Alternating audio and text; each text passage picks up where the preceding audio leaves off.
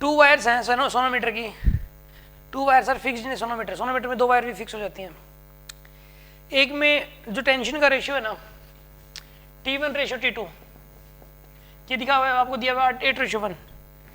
Length का ratio दिया हुआ है L1 ratio L2, 36 ratio 35। Diameter का रेशियो तो वही रेडियस का रेशियो मान लो R1 रेशियो R2, ये दिया हुआ आपको 4:1। Density of the material ρ1 ratio ρ2, ये दिया हुआ आपको 1:2। ठीक है ना। Lower frequency 360 hertz, nu lower 360 hertz, nu दूसरे वाले की बतानी कितनी हो जाएगी, मतलब उन दोनों में से एक की 360 है तो दूसरे वाले की न्यू हायर कितनी हो जाएगी, यहाँ पे न्यू हायर कितनी हो जाएगी यहाँ पे, ये बताना आपको। ठीक है ना, मतलब न्यू हायर नहीं पूछा, न्यू हायर निकालनी पड़ेगी ताकि बीट फ्रीक्वेंसी निकल सके। इसने बीट फ्रीक्वेंसी पूछी है, बीट फ्रीक्वेंसी। देखो पहली बात तो जब ऐसा क्वेश्चन आ जाए ना तो ये मान के चलना होता है कि दोनों को फंडामेंटल नोट में बजाया गया, दोनों को ही, अगर ना मेंशन कर रखा हो दोनों का फंडामेंटल नोट ही लेते हैं। और इसके अंदर दोनों का क्लोज वाला ले लो, ये दोनों जगह से ओपन वाला ले लो, इससे कोई फर्क नहीं पड़ता दोनों का। आप एक काम करो, इस केस के अंदर दोनों का जो है ना, दोनों वायर्स का एक एंड से ओपन एक एंड से क्लोज ले लो, आप एक एंड से ओपन और एक एंड से क्लोज ले लो। बताइए क्या करेंगे हम इस चीज के अंदर, तो दोनों का क्लोज ले लो, क्लोज वाला लेते हैं तो V/2L हो जाएगा। पहले का हो जाएगा V में V/2L, ये पहले वाले का हो जाएगा V/2L, और दूसरे वाले का V1/2L1 और दूसरे वाले का V2/2L2। यहाँ पे 1/2L1 √T1/μ1 या ρA1 लिख सकते हो आप इसको, ρA1। इसका हो जाएगा 1/2L2 √T2/ρA2। अब ऐसा करो आप 1/2L1, L1 के लिए लिखोगे 36x,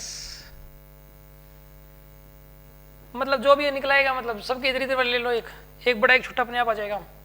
T1 की वैल्यू क्या लिखोगे आप, T1 की वैल्यू 8 लिखोगे, 8T लिख दोगे आप, 8T, कैंसिल पेंसिल अपने आप हो जाएगा।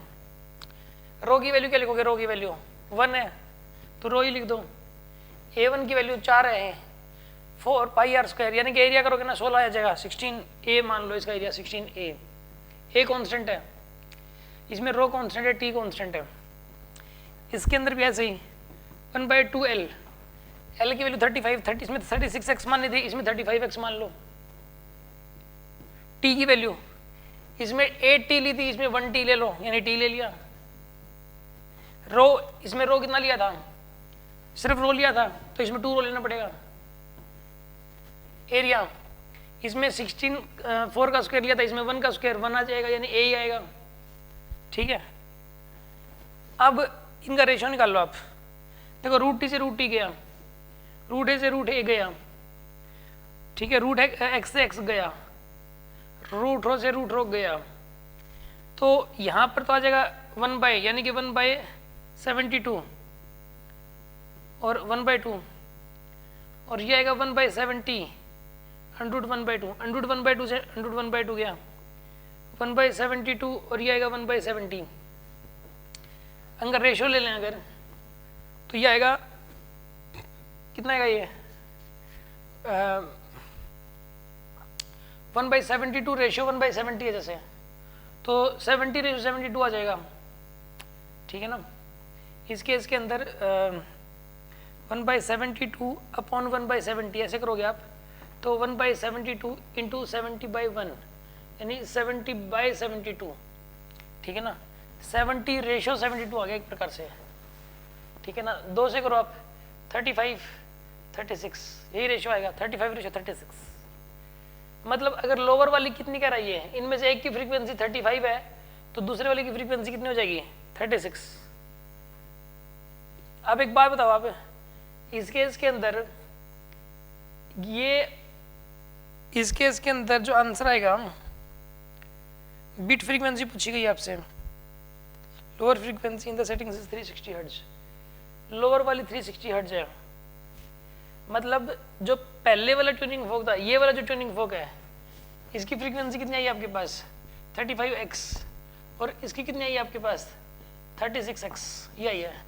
35x की जो वैल्यू दे रखी है आपको, 35x की वैल्यू दे रखी है आपको 360, तो x की वैल्यू आ जाएगी 360 डिवाइड बाई 35, ये x की वैल्यू आ गई। अब इसमें पुट कर दो आप 36 इंटू 360 बाय 35, ये आ जाएगा आपके पास।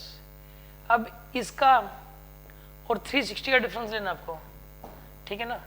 ये वाली जो फ्रीक्वेंसी हायर वाली है, यानी कि 360 बाय 35 इंटू 36, माइनस में 360 करोगे आप, ये लोगे आप 360 एलसीएम ले लिया आपने, तो 36 बाय 35 माइनस 1, यानी यहाँ पर आएगा 360 इंटू 1 बाय 35 बन जाएगा लगभग, ये 1 बाय 35 बनेगा बिल्कुल। तो ये लगभग है ना, आंसर आएगा आपका 10 से ज़्यादा ही आएगा आंसर, 10 से ज़्यादा आंसर आएगा इसका, तो लगभग 10 मान लो आप इसके अंदर, ठीक है ना। इसके अंदर ये लोअर फ्रीक्वेंसी की हायर फ्रीक्वेंसी 360 कर देता है ना हायर, तो इसके अंदर प्रॉपर आंसर 10 आ जाता है, इसका आंसर प्रॉपर 10 आ जाता, ठीक है ना, हायर 10 कर देता। तो ये समझ आ गया, ये नहीं आया?